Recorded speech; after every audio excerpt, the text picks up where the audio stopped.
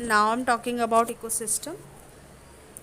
Interaction between biotic and abiotic component is known as ecosystem. Means relation between living and non-living is known as ecosystem. Various population of organism, that is plant and animals in an area taken together form a biotic community.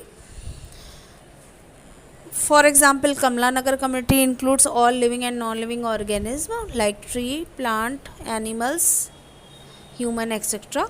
They interact among themselves and also with their physical environment. For example, a man interact with other person in his family, neighborhood, place of work and at social gathering. He also interact with plant and animals around him.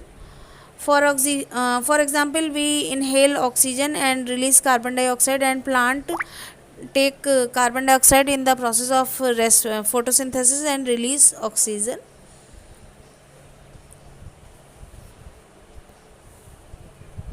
Human interact with plant and animals around him as well as with the abiotic physical environment like soil, water and air.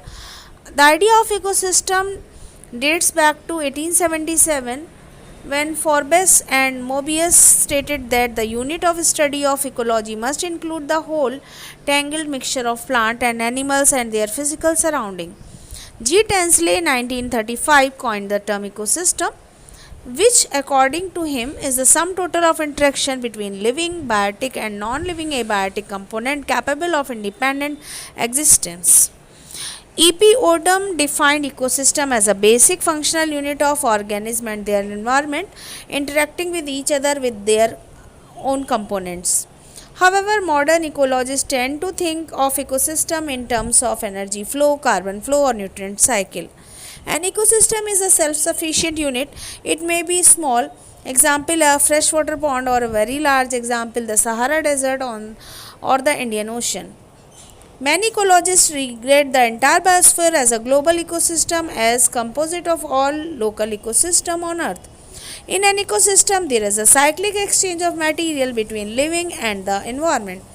The only requirement of an ecosystem is a constant input of energy. The ultimate energy source is sunlight captured by green plants in the process of photosynthesis. Desert, grassland, forest, crop field, etc. represent terrestrial ecosystem, whereas pond, lakes, rivers, sea, aquarium, etc. aquatic ecosystem. Most of the ecosystem in the world are natural ecosystem, but some of them are man-made, that is artificial ecosystem, example aquarium, crop field, garden, park, etc. Now I am talking about components of ecosystem. From the structural standpoint, the ecosystem is divided into biotic, that is living, and abiotic, that is non-living components.